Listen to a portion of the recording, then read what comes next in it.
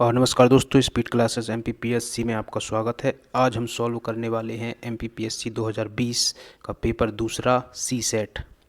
तो चलिए शुरू करते हैं क्वेश्चन नंबर 1 से। ठीक है, तो पहला क्वेश्चन है कि यदि पहले n प्राकृतिक संख्याओं का अंकगणितीय माध्य 100 है तो n क्या होगा। ठीक है, माध्य हमको दिया है 100, तो हमको निकालना है टोटल जो संख्याएं हैं प्राकृतिक वो कितनी होगी। ठीक है, तो माध्य अगर 100 है, माध्य मतलब कि बीच की संख्या।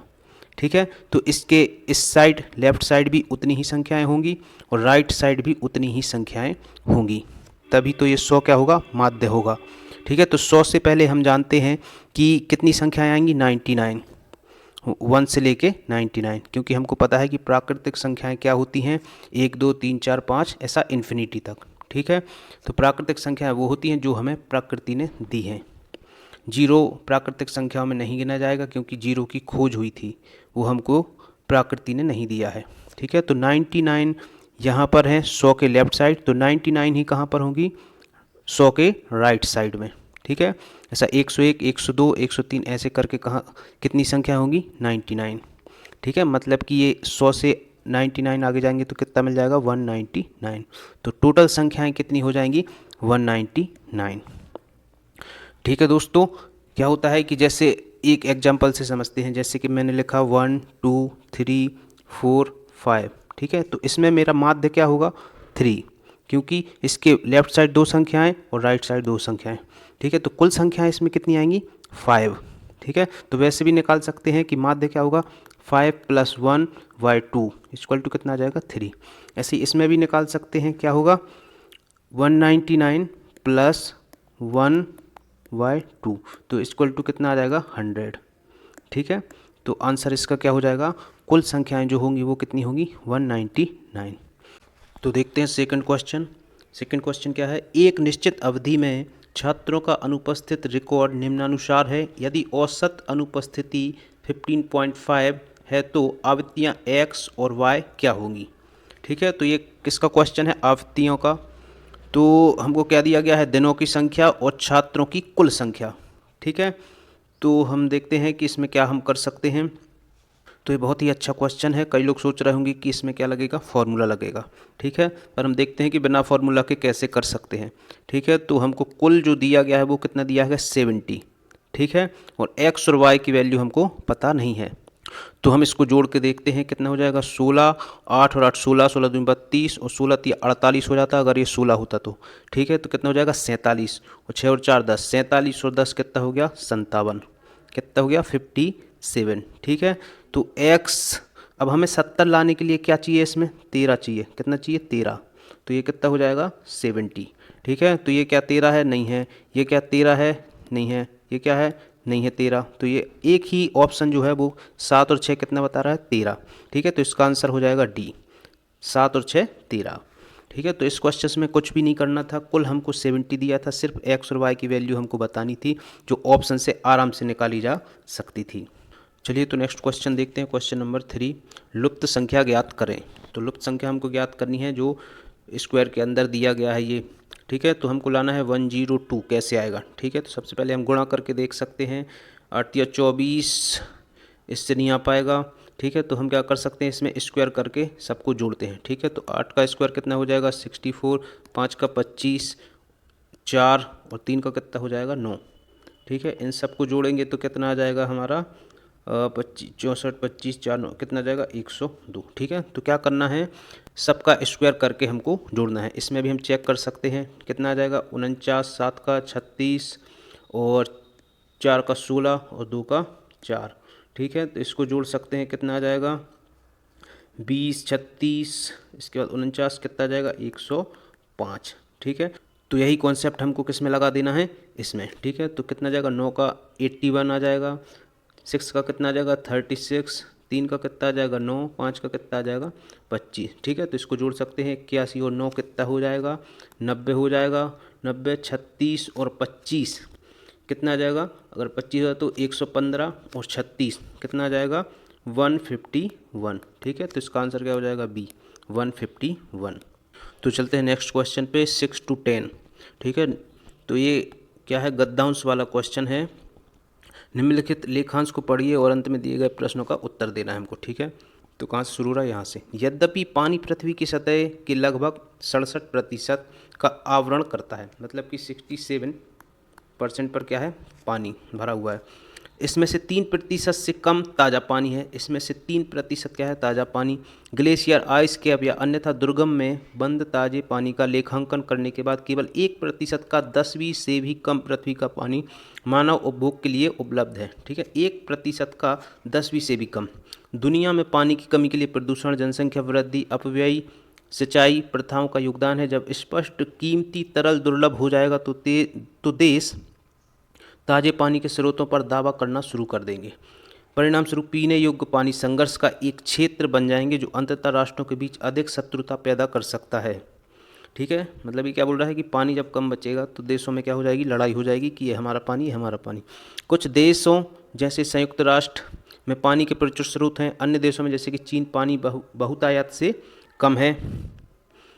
ठीक है, आगे क्या है, जैसे जैसे जल संसाधन घटते जाएंगे, उपलब्ध स्रोतों के लिए प्रतिस्पर्धा बढ़ेगी। राष्ट्र ताजे पानी के एक विशेष निकाय के अधिकारों का दावा कर सकते हैं, या वे नदियों पर बांध और अन्य परियोजनाओं का निर्माण बना सकते हैं। यदि 2 या 2 से अधिक राष्ट्र जल अधिकारों या निर्माण परियोजनाओं पर असहमत होते हैं तो टकराव की स्थिति सामने आ सकती है।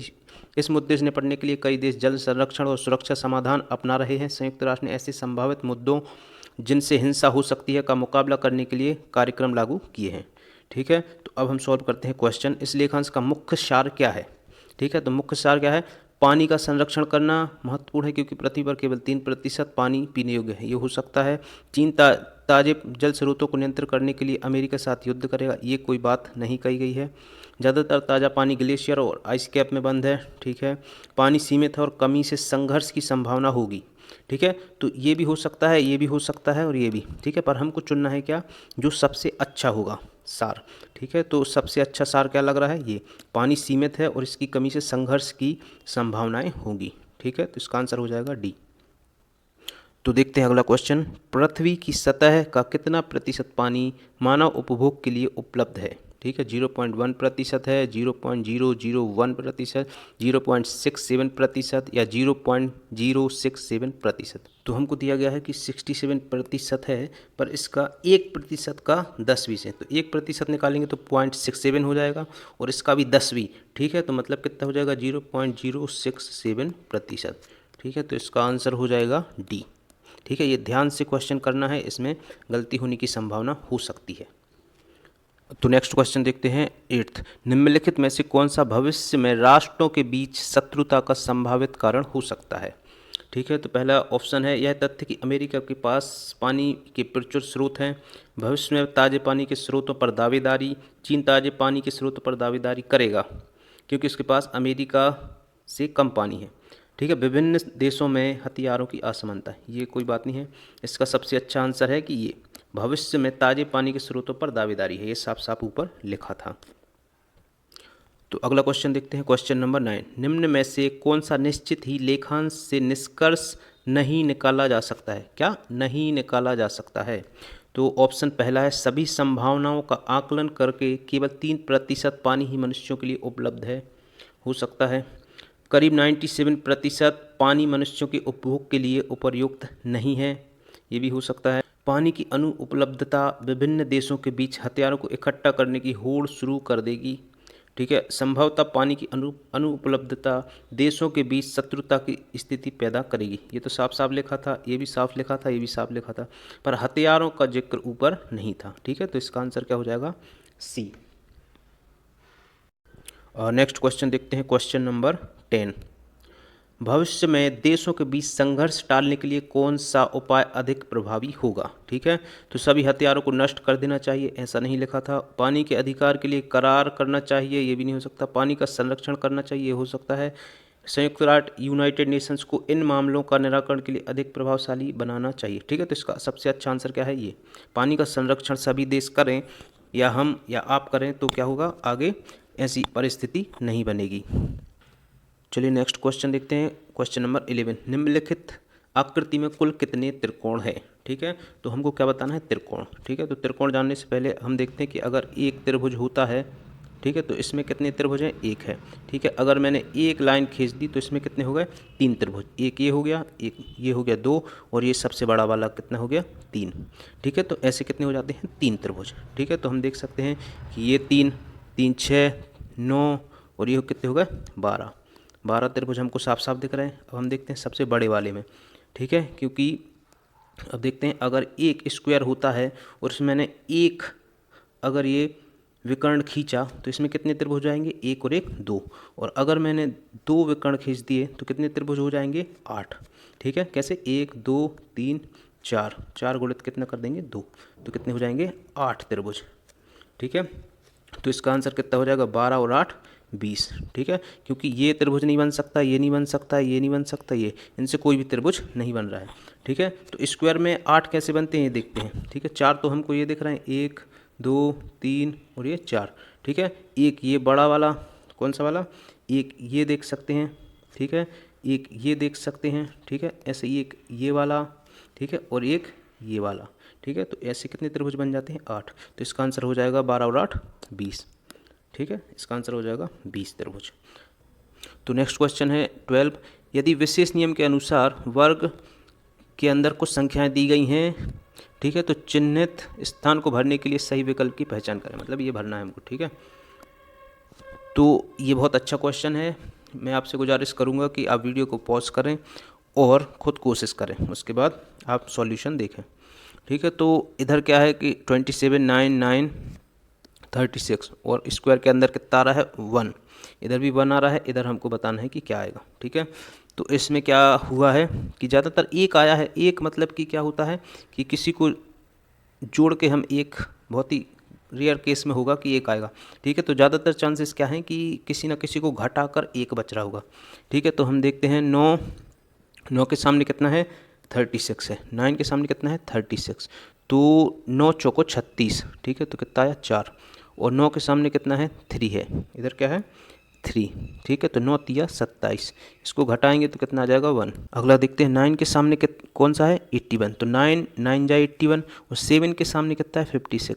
7 8 जा कितना हो जाएगा, 56। तो इसको घटाएंगे तो कितना बनेगा, 1। ठीक, तो यहाँ देखते हैं 3 के सामने क्या है, 36। तो कितना हो जाएगा, 12 तिया 36, कितना आ जाएगा, 12। ठीक है, और 9 के सामने कितना है, 27। ठीक है, तो 9 3 जा 27। ठीक, तो 12 में से 3 घटाएंगे तो कितना बचेगा, 9। तो इसका आंसर कितना हो जाएगा, 9। तो नेक्स्ट क्वेश्चन क्या बोल रहा है, 13। निम्न आकृति में 4 चित्र निश्चित तरीके समान है, उसमें से विषम चित्र की पहचान करना है। ठीक है, इन सब में एक अलग होगा, उसको हमको ढूंढना है। ठीक है, तो पहला देखते हैं, दूसरा देखते हैं। ये सीधी लाइन है, और इसमें कहाँ है सीधी लाइन, ये है। इसमें कहाँ है सीधी लाइन, ये है। और इसमें कहाँ है सीधी लाइन, इसमें सीधी लाइन है ही नहीं। ठीक है, इसमें सीधी लाइन है, तो विषम कौन सा हो गया, एस। तो इसका आंसर क्या हो जाएगा, एस। और अगर सीधी लाइन होती भी तो हम देखते किस प्रकार का इसमें क्या हो रहा है, मूवमेंट हो रहा है, उससे हम क्या लगा लेते हैं, आंसर का पता लगा लेते हैं। तो नेक्स्ट क्वेश्चन 14 क्या बोल रहा है, निम्न आकृति के दर्पण छवि के लिए सही विकल्प ज्ञात करें। ठीक है, ऊर्ध्वाधर मतलब यहाँ पर क्या रखा है, मिरर रखा हुआ है। हमको देखना है कि आकृति में क्या बनेगा। ठीक है, तो आकृति में दर्पण में हमको ध्यान रखना है कि जो अगर एरो इधर हैं तो एरो इसके पास ही बनेंगे, मतलब ओवरलैप होना चाहिए। अगर हम इसको पलट के आकृति को इसके ऊपर रख दें तो ये पूरा क्या होना चाहिए, ओवरलैप हो जाना चाहिए। ठीक है, तो एरो कहाँ बनेंगे, इसी दिशा में बनेंगे।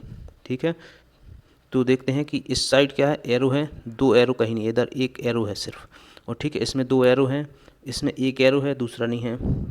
इसमें एक एरो है, दूसरा नहीं है। तो इसका आंसर क्या हो जाएगा, बी। ठीक है, बी मतलब ऑप्शन नंबर ए पर दिया है। ठीक है, चलिए देखते हैं नेक्स्ट क्वेश्चन, क्वेश्चन नंबर 15 क्या बोल रहा है, किसी कोड भाषा में यदि एक दिया है सर्कल, एक ट्रायंगल और दिया है 5। ठीक है, एक स्क्वायर और एक पंचभुज, कितना दिया है, 9। ठीक है, तो इसको देख के हम ज़्यादातर अंदाज़ा लगा सकते हैं कि ये जुड़े होंगे। तो जुड़े क्या होंगे, 2 और 3 5, मतलब ये 2 और 3 त्रिभुज है तो 3 लिया। ठीक है, और ये है स्क्वायर, स्क्वायर में कितनी भुजाएं हो जाती हैं, 4, और पंचभुज में कितनी होती हैं, 5। ठीक है, तो 4 और 5 9। ठीक है, दोनों सही आ रहा है, मतलब हमने सही माना है। इधर देखते हैं, ट्राई कर लेते हैं। ये बाहर कितना है, पंचभुज। ठीक है, 5 भुजाएं, और अंदर कितना है, 3। ठीक है, तो 3 अगर हम भात लगाएंगे तो ही कितना होगा, 125। इधर देख लेते हैं, 4 भुजाओं वाला स्क्वायर क्या है, बाहर है, और अंदर क्या है, सर्कल है, सर्कल का क्या माना था हमने 2, तो ये 4 का वर्ग कितना हो जाएगा 16। ठीक है, अब हमको इसका बताना है। ठीक है, अगर अंदर है एक आकृति के अंदर दूसरी आकृति है तो क्या होगा वर्ग, और अगर ये आसपास है तो क्या होगा जुड़ेगा। तो हमको बताना है ये वाला। ठीक है, तो इधर देखते हैं कितनी है। ये जो है सर्कल के बाहर कितनी भुजाओं वाला है 6 भुजाओं वाला 6, सर्कल में क्या था 2 माना था तो 2 का वर्ग। ठीक है, प्लस किया, इधर कितना 4 भुजाओं वाली आकृति बाहर है तो 4, और अंदर क्या है त्रिकोण, त्रिकोण मतलब 3 माना था। ठीक है, तो हम बोल सकते हैं 6 का 36 और 4 का कितना हो जाएगा 4 का 16 64। ठीक है, तो ये कितना हो जाएगा 36 और 64, कितना आंसर हो जाएगा इसका 100। ठीक है, तो क्वेश्चन नंबर 15 तक हमने आज देखे, बाकी के अगले पार्ट में देखेंगे। Thank you.